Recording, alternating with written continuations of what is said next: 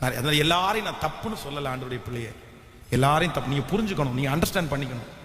எல்லா மனிதர்களும் கெட்டவர்கள் அல்ல, ஆனா நான் நம்புறேன் எல்லாரும் நல்லவர்களும் அல்ல, எல்லாரும் நல்லவர்களும் அல்ல.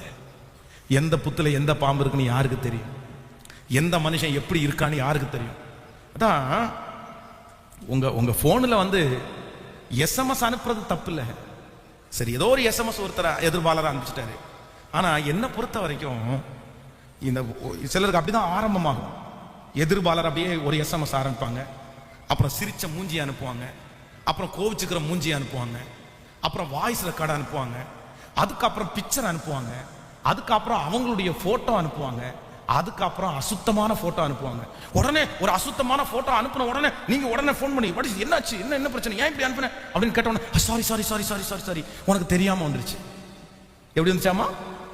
ஹலோ, ஏன் தெரியாம அவங்க அம்மாவுக்கு போல, தெரியாம அவங்க அப்பாவுக்கு போல, தெரியாம அது எப்படி உனக்கு மட்டும் வந்துச்சு? அது புரியுதுல்ல நான் உங்களுக்கு சொல்றது? புரியுதா? ஒரு அசுத்தமான ஒரு போட்டோ, கேவலமான ஒரு போட்டோ வந்து அவன் அனுப்பும்போது என்ன இப்படி ஒரு போட்டோ அனுப்பியிருக்க, இல்ல உடனே நான் டெலிட் பண்றேன், 2 மினிட்ஸ்ல எடிட் பண்றான்னு வைங்களேன், டெலிட் பண்ணிட்டு sorry sorry sorry sorry sorry கைப்பட்டு தெரியாம வந்துருச்சு.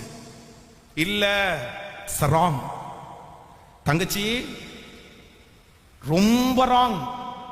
ஒரு தவறான ஒரு போட்டோவை, அது ஆம்பளை பிள்ளையுடைய போட்டோவா இருந்தாலும் சரி, பொம்பளை பிள்ளையுடைய போட்டோவா இருந்தாலும் சரி, ஒரு ஆக்வேர்டான ஒரு பிக்சரை ஒருத்தன் உனக்கு வாட்ஸ்அப் பண்றான், ஒரு போட்டோ உனக்கு வருது அப்படின்னு சொன்னா 100% நீ எழுதி வச்சுக்கோ, அவன் உன்னை பார்க்கிற பார்வை சரியில்லை, அவனுடைய வாழ்க்கை உன்னை கெடுத்துரும், நீ ரொம்ப ஜாக்கிரதையா இரு. அந்த மனுஷன் நல்லவன் இல்ல, அந்த நபர் நல்லவர் இல்ல. 1000 சாரி உங்ககிட்ட கேட்கலாம், ஆனா டேஞ்சர் பர்சன், ரொம்ப மோசமான பர்சன். ஜாக்கிரதை. ஆண்களும் அப்படிதான், வாலிப தம்பிகளும் அப்படிதான். உங்ககிட்ட அப்படி சாரி எல்லாம் கேட்க வேண்டாம். அதனால ரொம்ப கவனமா இருக்க வேண்டியது என்னன்னா, என்னுடைய எதிர்பாலரோட நான் பழகிறதுக்கு எப்படி இருக்கணும் அப்படின்னா ரொம்ப கவனமா இருக்கணும். ஆமைன்னு சொல்லுங்க.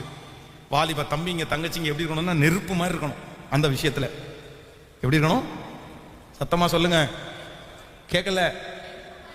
உங்க பக்கத்துல வந்து தொடக்கூடாது, எல்லாம் சரியான முசுடுதா, பேசவே முடியாது அப்படின்னு சொல்லணும். உங்களை பார்த்து கல்யாணம் ஆகிற வரைக்கும் ஆம்பளை தம்பிங்களும் பிள்ளைங்களும் எப்படிதான் இருக்கணும்? முசுடாத்தான் இருக்கணும். அப்பதான் நீங்க கொஞ்சம், எனக்கு ரொம்ப இறக்க குணம் ஜாஸ்திங்க, நான் அப்படி சாப்பிட்டா வளர்ந்துட்டேங்க, நீங்க தான் பாடுபடுவீங்க, நீங்க தான் பாடுபடுவீங்க. இல்ல இல்ல இல்ல இல்ல, வளர்ந்ததுக்கு பிறகும் நெருப்பாதான் இருக்கணும், சாகிற வரைக்கும் நெருப்பாதான் இருக்கணும். ஆமேன்னு சொல்லுங்கள்.